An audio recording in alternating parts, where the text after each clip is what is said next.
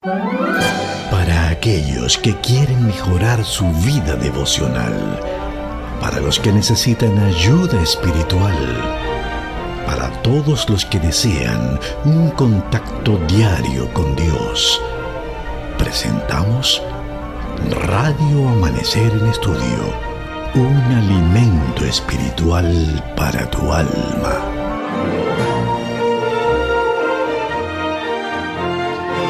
Que el Señor les bendiga grandemente en esta oportunidad. Aquí estamos de vuelta en el estudio de la Palabra de Dios, en el programa de Radio Amanecer en Estudio. Gracias por estar con nosotros en esta transmisión. Qué bueno saber que podemos contar con un público como tú, personas que están deseosas de crecer en el conocimiento de la Palabra de Dios. Estamos en este nuevo trimestre estudiando temas del Evangelio de Juan. Para mí es un honor, el pastor David Uribe y el pastor Roberto Matos, poder compartir la palabra de Dios cada día contigo. Pastor Matos, ¿cómo te sientes? Estamos contentos, pastor, una vez más, porque Dios nos da la oportunidad de poder llegar una vez más al corazón de los amigos y hermanos que están en sintonía con el estudio de la Santa Palabra de Dios aquí en Radio Amanecer en Estudio. Y queremos encomendarnos en las manos del Señor en este momento al dar inicio al estudio de la lección para el día de hoy. Padre bueno, gracias. Nos das la oportunidad una vez más de llegar a cada persona con el estudio de tu palabra. Rogamos que el estudio de la misma sea de bendición y crecimiento para nuestras vidas y preparación para el encuentro contigo. Perdona nuestras faltas y pecados y ayúdanos a ser instrumento en tus manos de bendición. En el nombre de Jesús. Amén. Amén, amén. Bueno, muchas gracias por estar ahí con nosotros. Tal vez hay un nuevo oyente que se ha unido a Radio Amanecer en este día. Y quiero decirte que cada trimestre nuestra iglesia a través de Radio Amanecer aparta diferentes horarios con el fin de profundizar en el estudio de la Palabra de Dios. Durante todo este trimestre estamos estudiando el Evangelio de Juan. Y yo quiero motivarte a que puedas ir a una de nuestras tiendas de IATPA si aún no tienes tu guía de estudio y puedas adquirirla. Imagino que aún deben haber disponibles, así que busca la tuya para que juntos podamos cada día apartar unos 30 minutos para profundizar en el estudio de la Palabra de Dios. Así que gracias por estar ahí con nosotros. Para hoy, Pastor Matos, tenemos un estudio muy interesante. Es el primer milagro que presenta la Palabra de Dios en el Evangelio de Juan, la primera señal que Jesús hace. Por cierto, a Juan le encanta decirle señal más que milagros, y es una razón muy particular por la que lo hace, y lo estaremos viendo durante el día de hoy, y es el milagro que el Señor hace en la boda de Caná en Galilea. Una señal, pastor, hicimos algo de referencia en el día de ayer. Una señal tiene un significante y tiene un significado. El significante es que la luz está roja de un semáforo, por ejemplo, ¿no? Y el significado es que tienes que detenerte. Uh-huh. Lamentablemente, los milagros que Jesús hizo en la vida de las personas, la gente se quedó con el significante. El milagro, querían el milagro, pero no tomaron el significado, lo que Él realmente vino a dar. Él vino más que a sanar a las personas de sus quebrantos, de sus enfermedades. Él vino a darle más que eso, vino a restaurarle y a darle esperanza de vida eterna. Muchas personas están hoy anhelando un milagro. Y lo reciben cuando Jesús hace la obra en sus vidas, lo reciben como un milagro. Solamente toman el significante, pero olvidan el significado que es lo que realmente Dios quiere hacer en el corazón y en la vida de las personas. Nosotros hoy necesitamos reflexionar en lo que realmente Juan nos está presentando. Permitamos que Dios realice el milagro en nuestra vida, pero más que el milagro, amemos, aceptemos al que hizo el milagro, aceptemos el mensaje que Él vino a darnos y a transmitirnos, que es levantarnos y restaurarnos, no solamente de la condición de la enfermedad o del problema que nos aqueje, sino restaurarnos y levantarnos del pecado y darnos la salvación y la vida eterna. Muchas personas Lamentablemente, en el Antiguo Testamento y en el Nuevo Testamento, en la vida de Jesús, aceptaron el milagro que Jesús hizo, la obra que Jesús hizo, pero lamentablemente a quienes más milagros Él les hizo, muchos de esos fueron quienes le gritaron: crucifícale, cuando estuvo allí ante Pilato en aquel día. Hoy nosotros necesitamos reflexionar en eso y pedirle a Dios que obre no solamente el milagro que nosotros necesitamos, sino que obre el milagro que realmente en nuestra vida se hace necesario, y es la transformación de la mente y del corazón. Yo quiero leer, pastor, que me acompañes a leer y que podamos leer juntos el capítulo 2 del Evangelio de Juan, versos 1 al 11. Voy a leer, pastor, hasta el verso 6 y luego entonces te voy a pedir que nos ayudes para que leamos juntos la siguiente parte de este relato. Al tercer día se hicieron unas bodas en Caná de Galilea, y estaba allí la madre de Jesús, y fueron también invitados a las bodas Jesús y sus discípulos. Y faltando el vino, la madre de Jesús le dijo: no tienen vino. Jesús le dijo: ¿qué tienes conmigo, mujer? Aún no ha venido mi hora. Su madre dijo a los que servían: hagan todo lo que él os diga.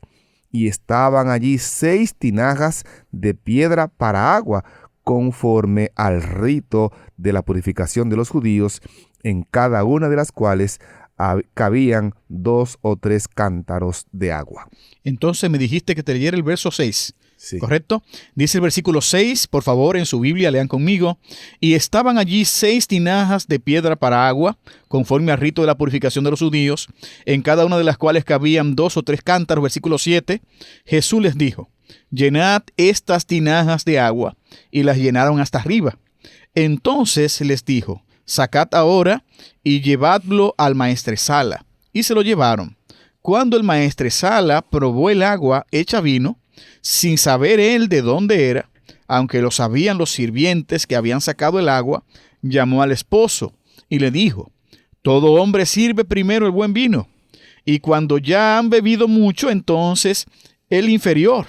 Mas tú has reservado el buen vino hasta ahora. Este principio de señales hizo Jesús en Caná de Galilea, y manifestó su gloria, y sus discípulos creyeron en él. Juan comienza hablando de la primera señal. Juan presenta en todo su evangelio 7 señales. Y de esas 7 señales, la primera que encontramos es el de Jesús convertir el agua en vino en las bodas de Caná. Y es interesante que la primera obra, la primera señal que Juan presenta aquí, tiene relación con el primer milagro o la primera señal, como también se le llama en el libro de Éxodo, cuando Moisés va delante de Faraón. La primera obra, el primer milagro o la primera señal que Moisés realiza es convertir el agua en sangre. No sé si recuerdas, pastor, que allí en el libro de Éxodo lo presenta de esa manera. Si usted lo lee en el capítulo 7, verso 14 en adelante, se podrá dar cuenta cómo la primera señal que Moisés realiza es convertir el agua en sangre. Ahora Jesús, iniciando su ministerio, el nuevo Moisés, el nuevo Israel que está presentándose aquí en el Evangelio de Juan, comienza también su primera obra en unas bodas, y comienza convirtiendo el agua no en sangre, sino en vino. Si bien podemos recordar o entender que Jesús comienza señalando que convierte el agua, convirtiéndola en vino, porque el vino es símbolo de alegría, es símbolo de fiesta. Jesús está con su sacrificio. El vino representa su vida, su sacrificio, lo que él vino a hacer. Y eso da alegría, da fiesta al corazón que está perdido y hundido en el pecado. De esa manera, el creyente, cuando recibe el vino, está recibiendo el símbolo, la sangre de Cristo, quien le perdona, quien le restaura y lo limpia de pecado. Por eso Jesús convirtió el agua no en sangre, sino en vino, porque el vino era un símbolo de su sangre que venía a derramar por cada uno de nosotros. Es muy correcto, pastor. Muy bien, el autor señala en la guía de estudio, donde él dice que Moisés era el líder de los israelitas y sacó a Israel de Egipto mediante muchas señales y milagros. Y fue él a quien Dios utilizó para liberar a Israel de los egipcios. Fue en cierto sentido su salvador. Dios profetizó entonces a través de Moisés que vendría un profeta que sería como Moisés. Dios pidió a Israel que lo escuchara. Ese profeta precisamente era Jesús. Y en Juan 2, Jesús realizó su primera señal, que a su vez se remonta a la liberación de los hijos de Israel de Egipto, como usted muy claramente presentaba. O sea, este nuevo libertador, el gran libertador, nuestro Salvador Jesucristo, viene a ser una obra muy parecida en algunos aspectos a esa obra que Moisés hizo cuando obra la liberación a Israel de Egipto. Ahora a mí me llama la atención la razón de esta señal y lo que pasa con la señal. Y está precisamente en el versículo 11 que leíamos hace un rato, pastor, donde dice: este principio de señales hizo Jesús en Caná de Galilea y manifestó su gloria, y sus discípulos creyeron en él. Interesante esto, esa última frase, y los discípulos creyeron en él. ¿Por qué Juan se detiene a mencionar esto? Cristo hace un milagro portentoso, muy interesante, por cierto. Ya lo leímos hace un rato. Hay una boda, escasea el vino, y no estamos hablando en nuestro contexto de una boda en nuestros tiempos, Pastor Matos, que son tal vez una boda, la recepción, qué sé yo, 2 horas, cuando mucho 3 horas, porque la gente se pone a hablar. Pero en torno al comer es 15 minutos. O sea, usted pasa por el buffet o no sé en qué lugar y comiste y listo. Ahora, en el tiempo bíblico las bodas tardaban días. Días. La gente venía y pasaba días comiendo y tomando allí. O sea, no era algo tan sencillo. Y que se terminara el vino era una afrenta y era una manifestación de desatención a la gente. Y Cristo era invitado a esa boda. Su mamá estaba ahí, por cierto. Era en Galilea, era su tierra, estaba cercano a su origen. Era gente que él conocía, su familia posiblemente. Y vemos cómo el Señor obra este milagro al convertir el agua en vino. Ahora, esta señal tenía un objetivo: que la gente creyera en él. Nota que el texto que estamos memorizando durante la semana, Juan 20, 30 y 31, que por cierto, Pastor Mato, ya es bueno que estemos aprendiendo de memoria, porque la idea es que el viernes ya todo el mundo se lo sepa. El texto dice: también hizo Jesús muchas otras señales en presencia de sus discípulos, que no están escritas en este libro. Pero estas fueron escritas para que ustedes crean que Jesús es el Cristo, el Hijo de Dios, y para que creyendo tengan vida por medio de él. Note que Juan escribe con la intención de que la gente crea en Cristo. El versículo 11 de Juan 2 dice que entonces, al ver las señales que Jesús hizo, al convertir el agua en vino, los discípulos creyeron en él. O sea, el relato no está tomado a la ligera en el Evangelio de Juan. Es un relato que intencionalmente Juan está narrando como el primer milagro de Jesús, presentando que la razón por la cual Cristo obra esta señal era para que la gente creyera en él. ¿Y quiénes creyeron en él? Bueno, sus discípulos, dice allí. El versículo 11 presenta que al ver esta señal de Cristo convertir el agua en vino, entonces sus discípulos creyeron en él. O sea, el objetivo perseguido detrás de la señal mostrada en Juan 2 tuvo cumplimiento claro en que sus discípulos estuvieron convencidos de la persona que seguían era precisamente el Salvador, el Restaurador y el Transformador. Así es, pastor. Es interesante que el relato de Juan, capítulo 2, presenta que esas tinajas que Jesús les indicó a los siervos para echaran el agua, luego del pedido de su madre, indican que esas tinajas eran donde se echaba el agua de la purificación. Juan tiene en mente que los judíos tenían muchos tipos de lavados para ser purificados, para ser lavados. Y los discípulos de Juan, que estaban allí, creían en esa purificación. Pero Jesús, ahora, al dirigirse a los siervos y decirles que echen agua en esas tinajas de la purificación, Jesús está diciendo que el agua que purifica es el agua convertida en sangre, que es símbolo de su sangre. Es por ello que en Efesios capítulo 1, versículo 7 nos dice: y casi todo es purificado según la ley con sangre, y sin derramamiento de sangre no hay remisión o perdón de pecados. El autor de la carta a los Hebreos también nos enfatiza esto: en él tenemos redención por su sangre, el perdón de pecados, según las riquezas de su gracia. Tanto Hebreos como Efesios nos hablan acerca de esa purificación que se hace necesaria en la vida del creyente cuando recibimos ese símbolo en la sangre de Cristo Jesús, en el vino convertido en sangre, que es símbolo de su sangre para perdón de nuestros pecados. Nosotros hoy, al mirar esta primera señal que Juan está presentando aquí en su evangelio, Juan está diciendo que con esta primera señal comienza la liberación del ser humano.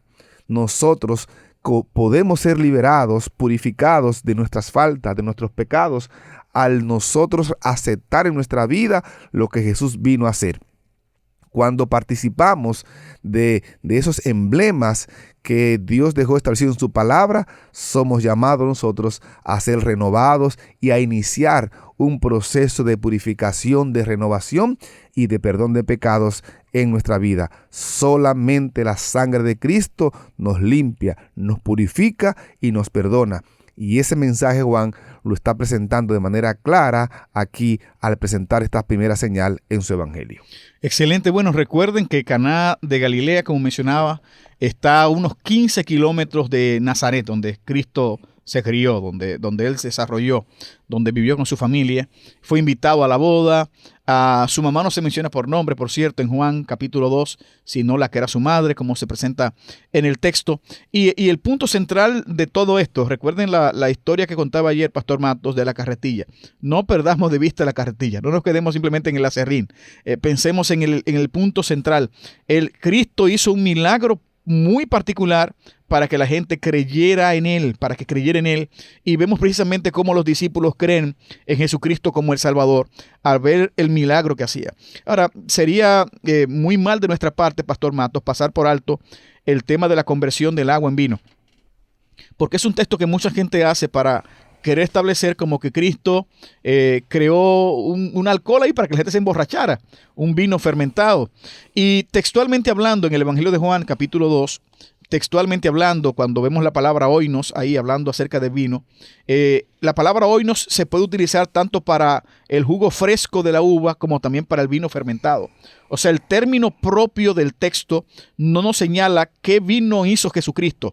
O sea, textualmente hablando, haciendo una exégesis al texto, no podemos descubrir allí. Ahora, cuando usted revisa todo el panorama bíblico, usted bien sabe que nuestro Dios, nuestro Salvador, no creó un vino fermentado. Claro, porque es que Dios no se contradice, Pastor Matos. Así es. O sea, Dios no dice una cosa hoy y otra mañana.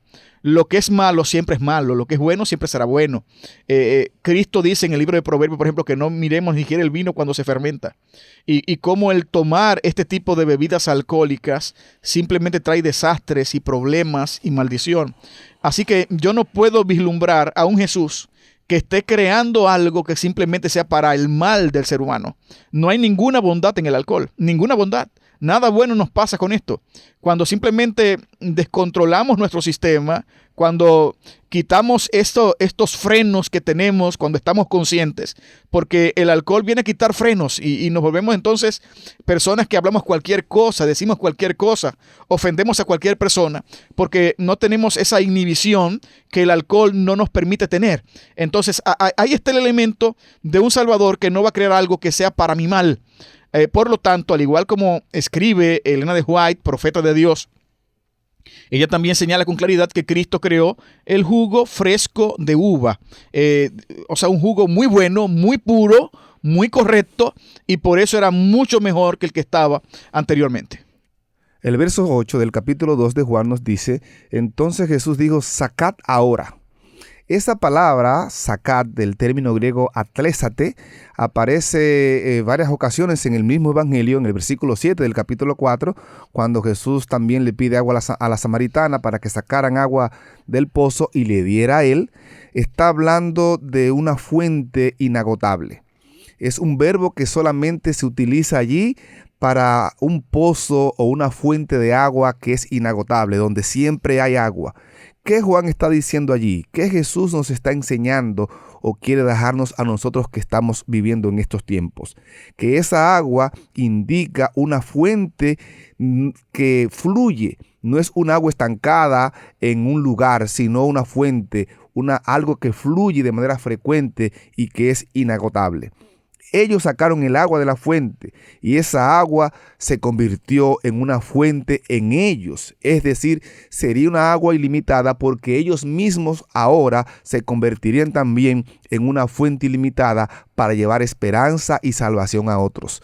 Así como Dios obró en la vida y obra en la vida de cada uno de nosotros, ahora nosotros nos convertimos en fuentes de agua para ir a otros también y presentarles las buenas nuevas de salvación. Así lo hizo la mujer samaritana. Ella fue y le contó a otros. Ella bebió de la fuente de agua que era Jesús, no un agua estancada o un agua que perecería, sino una agua que sería inagotable, un agua que sería una fuente para vida eterna, una fuente en la cual ella misma se convirtió al ir a buscar a otros y presentarle el mensaje de salvación.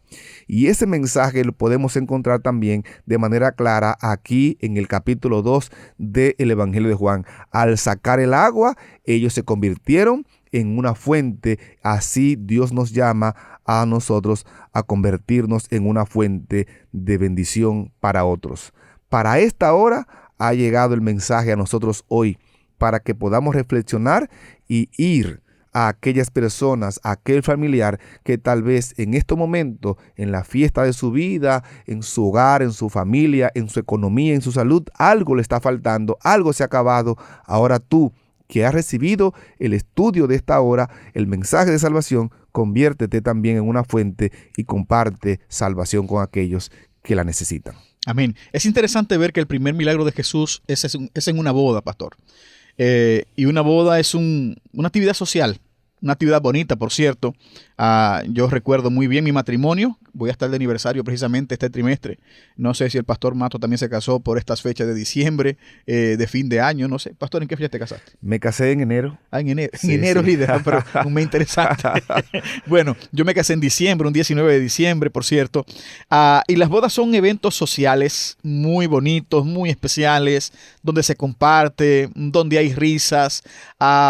Y qué interesante ver que el primer milagro que Jesús hace es en una boda. Cristo fue invitado a la boda y asistió a la boda. ¿Y por qué estoy enfatizando esto? Nuestro Salvador era un ser sociable, una persona que compartía con la gente incluso de su entorno. Ya mencioné que Caná estaba cerca, 15 kilómetros de Nazaret. Ahí estaba su familia, estaba su mamá. Por cierto, su mamá se le acerca a él cuando se acaba el vino y el Señor le dice, y yo tengo que ver con esto. O sea, hay una respuesta que para mucha gente se vería como irrespetuosa, pero no es irrespetuosa. Es la cultura de su tiempo, es la forma correcta como Jesús debió responder. Y eso se manifiesta en lo que María, aunque no aparece su nombre, luego dice más adelante, hagan lo que él dice. O sea, María no se sintió irrespetada por la respuesta de Jesús.